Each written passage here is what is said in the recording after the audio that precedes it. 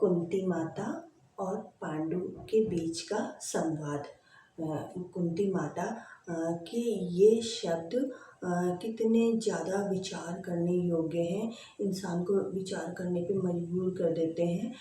कि उन्होंने ये शब्द जो बोले हैं कि पहले के समय में मतलब विवाह नहीं होते थे। कोई भी पुरुष, कोई भी स्त्री किसी के साथ भी रह सकती थी। स्त्रियों को बहुत ज़्यादा स्वतंत्रता थी, वो किसी के साथ भी रह सकती थी, किसी भी पुरुष के साथ रह सकती थी, पुरुष भी किसी भी स्त्री के साथ रह सकते थे और उनके मतलब कि बच्चों के जन्म होते थे। तो अपनी मर्जी, स्वतंत्रता थी, बहुत आज़ादी थी बहुत ज़्यादा। तो कि एक बार की श्वेतकेतु नाम के जो ऋषि थे, वो अपने घर में जब आते हैं तो वो देखते हैं कि उनकी माँ किसी पर पुरुष के साथ है, किसी और पुरुष के साथ है। तो वो अपने पिता को बोलते हैं कि ये क्या, तो मतलब ये कैसे है। तो फिर वो बोलते हैं कि उनके पिता बोलते हैं, उद्दालक ऋषि होते हैं, श्वेतकेतु जी के पिता उद्दालक ऋषि, वो बोलते हैं कि स्त्री स्वतंत्र है, वो किसी के साथ भी रह सकती है, वो पूरी अच्छी तरीके से स्वतंत्र है, कोई सब उसे आज़ादी है, किसी के साथ भी रहे। तो वो बोलते हैं कि फिर मैं किसका पुत्र हूँ। तो वो बोलते हैं कि आप हमारे पुत्र बेटा हैं, मेरे पुत्र हो। तो बोलते हैं कि आपका पुत्र हो। बोलते हैं हाँ बेटा, कि पिता का मतलब जो है पिता, प्रेम से जन्म होता है पिता का, है मतलब कि बीज से जन्म नहीं होता, प्रेम से जन्म होता है पिता का। हृदय में हृदय से शुरुआत होती है, हृदय से प्रेम की शुरुआत होती है। और तब मतलब कि पिता मतलब कि प्रेम से जन्म होता है, बीज से जन्म नहीं होता। ये कितने ज़्यादा आधुनिक विचार हैं कि पिता का जन्म मतलब पिता प्रेम से जन्म हो रहा है, कि हम मतलब प्रेम बहुत ज़्यादा महत्वपूर्ण मतलब कि माना गया है कि प्रेम प्रेम होना चाहिए। ये तो हम ऐसे विचारों से तो मतलब कि कितना दूर रखा जाता है कि प्रेम को महत्वपूर्ण मान रहे हैं हम, मतलब कि आज की दुनिया में। जबकि ये मतलब इन ऐसे विचारों को बोले जाते हैं बहुत आधुनिक विचार हैं, पर ये उस समय कितने ज़्यादा महत्वपूर्ण माने जाते थे। कि मतलब कि बीज से जन्म नहीं हो रहा है, पिता प्रेम से जन्म हो रहा है। तो ये मतलब कि इस इन शब्दों पे कितना ज़्यादा विचार करने की ज़रूरत है कि उस समय को हम जो बोलते हैं कि वो समय इतना था, ऋषि मुनियों का समय था, तो उस समय प्रेम को इतना ज़्यादा महत्वपूर्ण माना जा रहा है कि जब हम परिवार में रहते हैं, हम बोलते हैं हमारे पिता हैं, ये है वो है। तो वो फिर क्या हुआ, जब पहले के ऋषि वगैरह ये मानते थे और उन ऋषियों की हम बोलते हैं हम रिस्पेक्ट करते हैं, बहुत सम्मान करते हैं, तो फिर हम उनकी बातों को क्यों नहीं मानते। कि वो बोल रहे हैं कि पिता का मतलब पिता प्रेम से जन्म होता है, पिता का हृदय में सबसे पहले कि प्रेम होता है किसी के लिए, तो तब वो मतलब कि पिता हो गए, ऐसे नहीं। तो वो बोलते हैं कि अब उद्दालक ऋषि ने मतलब कि जो बेटा होता है श्वेतकेतु, उनको ऐसे समझाते हैं कि बीज से जन्म नहीं होता, प्रेम से जन्म होता है पिता का। तो पर वो समझते नहीं, बहुत समझाने की कोशिश करते हैं, पर उन्हें समझ मतलब कि सही नहीं लगता। और वो बोलते हैं कि आज से मैं ये रूल बनाता हूँ कि कोई भी स्त्री है, कोई भी स्त्री किसी के साथ भी इस तरीके से नहीं रहेगी। मतलब जब तक उसका पति जो होगा वो उसे आज्ञा नहीं देगा, तब तक वो नहीं रहेगी किसी के साथ। जब उसका पति उसे आज्ञा देगा कि किसी और पुरुष के साथ रह लो, तो तब रह पाएगी, वैसे नहीं रहेगी।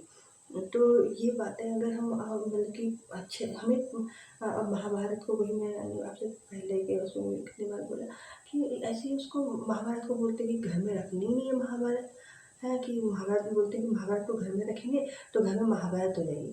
घर में महाभारत कहाँ से होगी, उसमें तो नारियों की स्वतंत्रता की बात की गई है कि मतलब कि जो उसमें नारियाँ दिखाई गई हैं कि उनको कितनी जो गंगा माता का उसमें वर्णन है कि उनको वो कितनी आज़ादी थी कि वो जो भी मतलब स्वतंत्रता कितनी थी कि वो जो मर्जी मतलब करने के लिए थी। आज की नारी की तरह तो नहीं थी कि मतलब पति उनकी आज्ञा को मानते थे, जो वो बोलती थी, मतलब इतना सम्मान एक नारियों का था।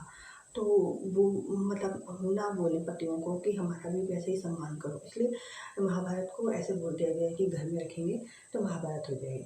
मतलब जो पुरुष लोग हैं वो मानेंगे ही नहीं कि इसमें जो नारियों का सम्मान लिखा है वो हम करेंगे, वो तो करेंगे ही नहीं। हैं। तो फिर इसलिए ताकि वो नारियों से महिलाओं से अपना सम्मान करवाते रहें इसलिए। तो ये कितनी विचार करने योग्य बातें हैं कि प्रेम को इतना ज़्यादा महत्वपूर्ण बताया गया है कि प्रेम और आज ये बोला जाता है कि प्रेम तो बिल्कुल नहीं, बस एक जो जन्म से बता दिए जाते हैं कि ये हम रिश्ते नाते ये वो हैं, ये वो हैं, चाहे उनके बीच में जितना भी प्रेम वगैरह कुछ हो ही ना, प्रेम नाम की कोई चीज़ ही ना हो, पर बोलते हैं ये आपके पिता हैं, ये आपकी ये रिश्ता लगता है इनसे, ये वो रिश्ता लगता है, प्रेम नाम की कोई चीज़ ही ना हो। पर सारे रिश्तों को बोलते जाता है कि ये रिश्ते हैं आपके और आपको इन रिश्तों के साथ ऐसे ऐसे करके रहना है बस। और पहले बोलते हम कि उन ऋषि लोगों का कि हम बहुत सम्मान करते हैं, और तो सम्मान करते हो तो फिर उनकी बातों को मानते क्यों नहीं? अगर सम्मान करते हो तो वो खुद ही तो बोल रहे हैं कि प्रेम से जन्म हो रहा है, बीज से नहीं हो रहा है। और यहाँ पर आज के ज़माने में तो ये माना जाता है जिससे आपकी शादी होगी उनसे जो आपके मतलब संतानें हो रही वो आपके वो हुए पिता हुए, ये हुए। तो जब उनके बीच में प्रेम ही नहीं है तो फिर कहाँ के पिता हुए? ये प्रेम ही नहीं है तो ऐसी ऐसी घटनाएं सुनने को मिलती है कि मतलब ये हो गया वो हो गया। तो जिनके बीच में ये प्रेम है उन्हीं से कोई रिश्ता बनता है किसी भी चीज़ का। पर प्रेम को इतना महत्वपूर्ण बताया गया है उस समय में। तो फिर यूँ क्यों बोलते हो कि हम उन पहले के ऋषि मुनियों का हम कि सम्मान करते हैं, कुछ भी कहाँ से सम्मान हुआ? तो कितने ज़्यादा विचार करने की बात है ये। पर पता नहीं ये मतलब कि बहुत ज़्यादा मतलब कितना समझाए इंसान, बहुत ज़्यादा जागरूक होने की ज़रूरत है, बहुत ज़्यादा सोच विचार की ज़रूरत है कि हम इस कैसे जीवन को जी रहे हैं। हमें बचपन से जो बता दिया जाता है हम बस वही मानते चले जाते हैं। हमें पढ़ने ही नहीं दिया जाता है। जो इन धार्मिक किताबों को पढ़ता है या मतलब आध्यात्मिक बातें करता है, आध्यात्मिक तरीके से जीवन को जीता है, उसको बेकार समझ लिया जाता है। उसे बोला जाता है कि ये तो बिल्कुल ही किसी काम के नहीं है, बस जो पैसा कमाने की बात करता है वैसी पढ़ाई करे, उसी को सही समझा जाता है। नहीं तो क्या पैसा कमा के भी क्या करोगे आप? ये समझ में नहीं आता। पैसे से आप बस चीज़ें खरीद सकते हो, वही वाली बात होगी ना, बिस्तर खरीद सकते हो पर नींद नहीं खरीद सकते हो। अच्छा खाना खा सकते हो पर पाचन शक्ति तो नहीं ला सकते हो पैसे से। तो फिर फिर मतलब कितना सोचने की ज़रूरत है। और फिर जो पैसा कमा लेते हैं वो फिर क्यों आध्यात्मिक, मैंने कितनी बार पहले ही आपको बोला है कि वो आध्यात्मिक लोगों के पास क्यों जाते हैं? उनके पास शांति तो रहती नहीं। जैसे मैंने आपको कितनी बार बोला कि वो रमण महर्षि जिनका जीवन में कितनी बार मैंने आपसे बात नहीं की कि उनके जीवन ने कितना प्रभावित किया। उनके पास जो महारानी आई थी उन्होंने वो कितना और रोने लग गई थी उनके पास। मैंने तो उनके बारे में पहली बार ही सुना था। एक बहुत छोटे छोटी उम्र के आध्यात्मिक प्राणी है ना उनसे कि वो उनके पास जो महारानी आई उसने बोला मेरे पास सब कुछ है पर तब भी मेरा मन शांत नहीं रहता। तो मैं क्या करूँगा? तो मैं बोलता इसी बात पे पूरा ध्यान लगाओ, जितना ज़्यादा हो सके शांति। जिन अवस्थाओं में रहने से आपको शांति महसूस होती है, मतलब शांति, वही मैंने आपको कितनी बार बोला कि शांति महसूस नहीं हो पाती पर अशांति तो महसूस होती होगी ना। तो अशांति से जितना दूर रह सकते हो तो वैसे वातावरण में रहो। जितना ज़्यादा हो सके सिंपल रहो, सादगी का जीवन जियो। पूरा ध्यान इसी बात पे केंद्रित करो अपना कि जन्म जब से हुआ है तब से लेकर अभी तक आपने जो जो एक एक पल जिया है उसको बहुत शांति से देखो, तो आपको अपने सारे के सारे प्रश्नों के उत्तर अपने आप मिल जाएंगे। किसी को कहीं भी भटकने की कुछ ज़रूरत ही नहीं पड़ेगी। मतलब कि बहुत ही ज़्यादा सोचने समझने की ज़रूरत है आज। मतलब कि हम कहीं भी देखते हैं बस मतलब अशांति ही अशांति दिखाई देती है कि मतलब हम किसी को भी अपने विचारों को बताते हैं तो वो हमें एक वही मनोरोगी जैसा समझने लग जाता है कि आध्यात्मिक विचार है इनके, तो ये तो बिल्कुल बेकार इंसान है, इनसे तो बात करनी ही बेकार है, इनसे कोई संबंध रखना नहीं। जो मतलब पैसे कमाने की बात करे, पैसों में मतलब वो उनका वही है सोचना समझना कि पैसा कहाँ से मिल जाए, ऐसे विचारों वाले लोगों को ही सब वो करते हैं। और ऐसा कोई बात करे तो उसे मतलब ठीक नहीं समझा जाता है। मतलब बाहर वैसे भोग विलासिता में डूबे लोग मतलब उन्हें सही नहीं समझते हैं, और वैसे आध्यात्मिक लोग तो दूर ही रहते हैं ऐसे विचार के लोगों से। तो क्या करें। तो फिर हमारा जन्म जहाँ होता है तो फिर वो हम हमें बहुत ज़्यादा परेशानी हो जाती है, क्योंकि जन्म जहाँ हो रहा है तो फिर वो जन्म अब ऐसे वातावरण में हो रहा है तो अब क्या करें। तो समझ ही नहीं आता कि कैसे सब लोगों को समझाएं, क्या करें। कुछ ये लगता है जैसे कि हमें जैसे हम अपने आप को जकड़ा हुआ सा महसूस करते हैं। ऐसा लगता है कि सबको जैसे कैसे हम मतलब दूसरों के अंदर समा जाएं और अपनी सारी जितना हमें समझ आया है आज तक जीवन जीने से वो उनको उन तक पहुंचा दें। ऐसा लगता है कि जब तक हमारी सांसें चल रही हैं, पता नहीं सांसों का तो कुछ नहीं भरोसा, जब तक भी है तब तक मतलब जितना भी हमसे हो पाए ऐसा लगता है। क्योंकि जब हम थे जन्म से हम सोचते थे कि हमें इतनी ज़्यादा जितनी भी शांति अभी प्राप्त हुई है उतनी अगर नहीं थी हमारे पास, हमें समझ में आती है बात, तो हम कितने परेशान रहते थे। तो हम सोचते हैं औरों को भी ऐसी परेशानी होगी, तो जितनी भी शांति प्राप्त हो पाई है हम सोचते हैं दूसरों तक पहुँचा पाएँ, पर नहीं पहुँचा पाते हैं। हम देखते हैं कि हम इतना समझाते हैं पर देखते हैं कोई असर ही नहीं लग रहा उन पे। मतलब बहुत होता तो है असर, बहुत धीरे-धीरे होता है, पर हम ऐसे सोचते हैं ना कि मतलब जो भी कोशिश करते हैं तो उतना नहीं हो पाता, तो थोड़ा दुःख सा लगता है। और कई बार तो फिर मैंने कितनी बार बोला नहीं कि हम तो उनका वो करने की कोशिश करते हैं पर वो उल्टा हमें को ही वो मतलब वो उनको ऐसा लगने जाता है कि ये कि बाहर की दुनिया का ये रहता है हिसाब कि कोई हमारे लिए कुछ कर रहा है तो उसका कुछ फ़ायदा होगा, तो वो समझते हैं कि हम उनसे किसी तरीके का कुछ फ़ायदा उठाना चाहते होंगे, इसीलिए हम उनसे ये सब चीज़ें बोल रहे हैं, ये सब नीतू की काय के लिए। तो वो हमें को ही कुछ ऐसे करने लग जाते हैं, ऐसा व्यवहार करने लग जाते हैं जैसे हम उनका कुछ फ़ायदा उठाना चाहते होंगे। मतलब ये सब बातें करके ऐसे तो फिर और बुरा लगने लगता है कि हम तो नहीं चाहते किसी उनका फ़ायदा उठाना, पर उनको ऐसा जब उनके व्यवहार से, उनकी बॉडी लैंग्वेज से पूरा ऐसा लगता है, फ़ील होता है, फिर दुःख लगने लग जाता है। पर क्या कर सकते हैं।